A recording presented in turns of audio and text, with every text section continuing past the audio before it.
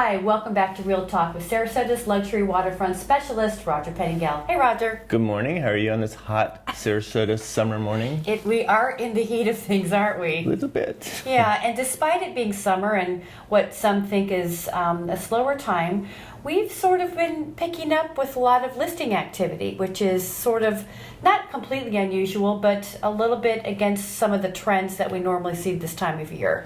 A lot of times these things happen and you have to scratch your head and be like, why is this happening? This is not how I journaled. It was not my plan for what was going to be happening.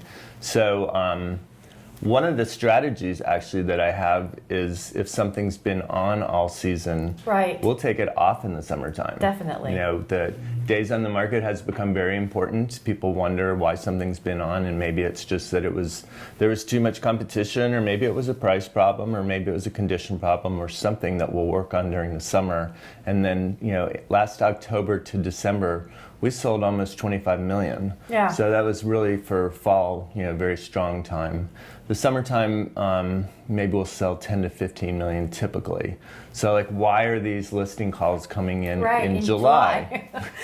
And sometimes you can track that back to like a stock market or an event that's happening out in the world, you know, that people are getting afraid and they want to cash out. You know, the stock market's at all-time highs. I don't think the Brexit has anything to do with it. These haven't been calls coming from London. Right.